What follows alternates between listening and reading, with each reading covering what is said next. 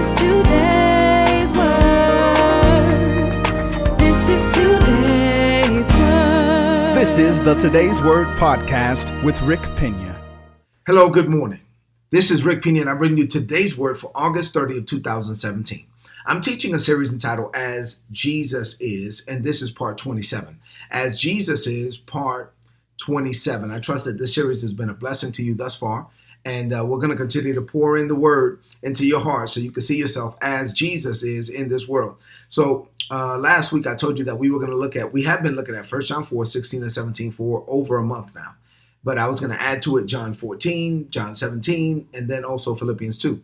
So for a few days now, I guess 3 or 4 days, we've been looking at 1 John 4, 16 and 17 and John 14. I want to go back to those two passages again.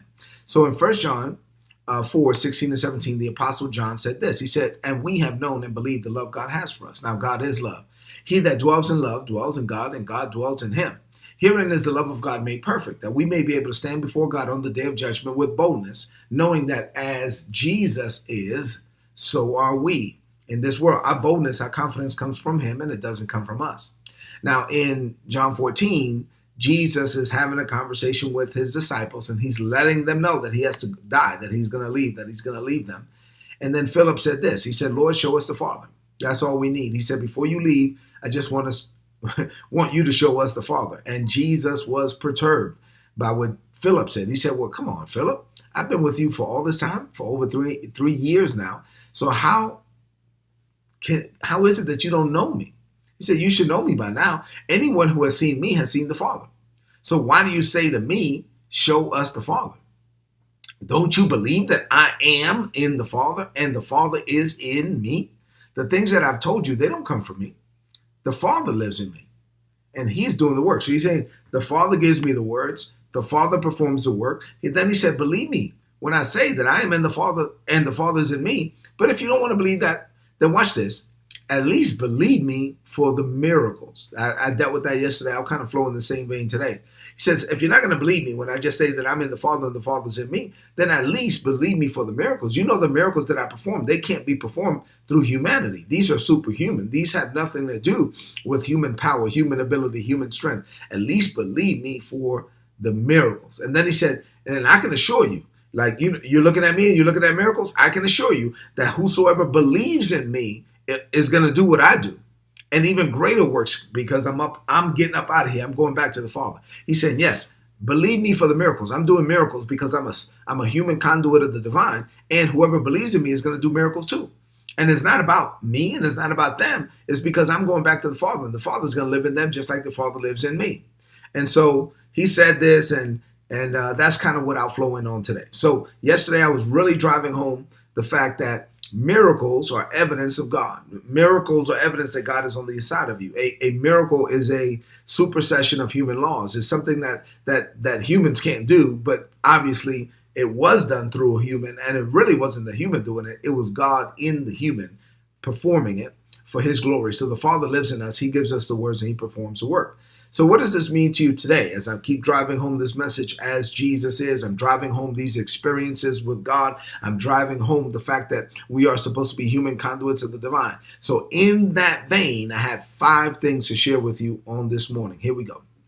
Number 1, the Father expects you, and I for that matter, but both of us, to live as one with him.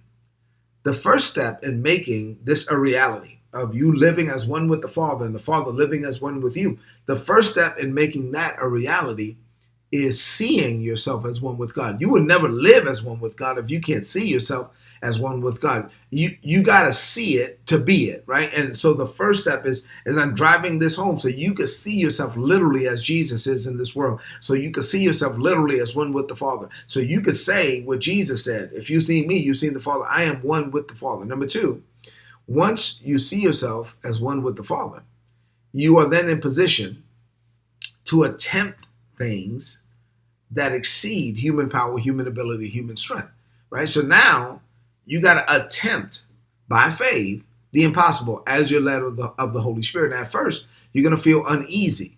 It's uneasy, but faith requires you to attempt it. Faith requires you to attempt the impossible, the superhuman, the supernatural. If you never attempt it, then you will never experience God doing it through you. You have to attempt it. God is not going to force you to do it. God is looking for you to have the faith to, as he leads you, attempt things at the risk of looking foolish, I like to say, that are superhuman. I remember the first few times God maybe gave me a word about somebody. He said, hey, say this to this person. Or God allowed me to see, I'm standing before a woman, for example, and God allows me to see her when she's 5 or 6 years old, and something that happened, and God says, now say that. And I'm like, man, I don't want to say that, because what if I'm wrong? What if that was just a thought in my mind? But faith requires you to attempt it. If you don't attempt it, you'll never experience it. So why don't just go to church and read the Bible? You're supposed to experience this thing. You're supposed to experience God. Number 3, wouldn't it be a shame to have God on the inside of you for decades? Wouldn't it be a shame that you say that I'm a born again believer for 10 years, 20 years, 30 years, 40 years, 50 years, and then get to heaven and realize that you had God on the inside of you for all these years and you never let him out? You had God on the inside of you for all this time and you never allowed him to do anything. You never allowed him to do anything in you, with you, through you that was superhuman. Wouldn't it be a shame that God could say, man, I was in you for all that time and you never let me out? My question is, are you going to let him out? I mean, if you have God inside of you, you got to let him out. Letting him out, work with him. He'll work with you. Number 4, Jesus used miracles as evidence that God was living on the inside of him. That's what he said. This is evidence. If you don't believe me for the words, then believe me for the evidence. The evidence, the miracles, that's evidence that God is on the inside of me. Now, we're supposed to live with the same way. We're supposed to live with the same mindset. We're supposed to live with the same attitude. We're supposed to live that, God is on the inside of me, and there's going to be evidence. Here's the evidence. I'm going to attempt things as I'm led of God that I know I can't do, and that people know I can't do. So then people say, oh, that's God. That's God on Jim. That's God on Susie. That's God on Sarah. That has to be God, right? Number 5, and finally. So this number 5, this 5th point, I have a couple of things to say here. So in this 5th point, what I'm going to do is I'm just going to give you some personal testimonies concerning the supernatural in my life. I just give you some examples. I got 3 examples. So the first one is the first time I asked God to manifest his power in my life. So I gave my life to Christ August 27, 1995, and I was 23 years old. And when I was young, I had a lot of nosebleeds. I suffered from nosebleeds a lot. And so I kind of developed a routine that whenever I got a nosebleed, there were certain things that I did. I went to the bathroom, I got tissue. I went through this process, and it took me about 10 to 15 minutes to get the nosebleeds to stop. So it was a pain in the neck, honestly. But anyway, I'm a new Christian. I just gave my life to Christ. And a few days after I gave my life to Jesus, I get a nosebleed. So I go to the bathroom. I'm about to start my routine like I normally do. And then and I said, well, you know what? Hey, God is inside of me, right? I mean, I'm in God and God is in me. So let me do something different. So before I went through my routine, before I got the tissue and all of that, I prayed and I asked God to stop the nosebleed. And I said, well, it doesn't cost me anything to try this thing out, right? I mean, like, let's try it. Let's attempt it. I got a nosebleed. This is an opportunity for God to do something. So I said, God, I go through this all the time. So can you heal my nose? Stop this bleeding. And he did. And boom, it stopped. Oh, man, you couldn't tell me anything. I was in Kuwait. I was in this bathroom like a Connex kind of thing. Man, thankfully, I was the only one in there. I was so pumped. I was so excited. I was high-fiving myself that God did something for me, right? And so I knew it was God. I didn't have tissue. It just stopped. And it was God, and I gave him glory, and I went back to work. I was pumped up, right? So you're supposed to experience God. Don't just read about God. Experience God. Try things. I mean, attempt things that it would require God. Yeah, what does it cost you? It doesn't cost you anything. If it's public, then yeah, it's at the risk of looking foolish, and that's happened to me too, but that's okay. The second thing is the first time I saw someone healed, like real healed, right? So when I left Kuwait, I went to Fort Gordon, Georgia. I was in Augusta, Georgia. And the church I joined there, basically like my home church, is Faith Outreach Church. Faith Outreach of Augusta, Georgia. And I was a member there when the church was a startup. So we were in this elementary school. And we were there having service. and my pastor Richard Peoples was preaching, and so we had just recently bought, I think, 4 acres of land, the first piece of land to build the first building before, it's now a big campus now. But back then, we got the first piece of land. And so when we got the piece of land, the real estate agent that helped us get the land, secure the land, she came to church. And she was there in the elementary school worshiping with us. And my pastor, Richard Peoples, came up and he said, "Hey, I want to pray for you." And so he said, "Lift up your hands." And she lifted up one hand. He said, "No, lift up your hands." And she lifted up one arm. And so he said, "Why, lift up the other one?" She said, "No, I can't." And she had an injury. Something had happened years earlier, and she couldn't lift up her arm. And so he prayed for her. Man, I'm remembering this while I'm telling you, which is pretty cool. He prayed for her, and when he did, God healed her arm, and her arm was loosed, and she was able to lift it up. And she freaked out. Oh my God. She was like, "What? Oh my God. Oh my God." She started crying. She started weeping uncontrollably. She started running around the church telling people, "I couldn't do this before. I couldn't do this before. I couldn't do this before." And so I've seen a lot of healings in my life and walking with God these 22 years. But that was the first one. That was the first one I witnessed with my own eyes. And I'm telling you that I will never forget it. It was pretty cool just to see the reaction. And that was proof. That was proof that God is on the inside of Richard Peoples, right? That was proof. And that's how we're supposed to live. That God is in me, and here's some proof. We're supposed to be able to at least attempt things that we can't do.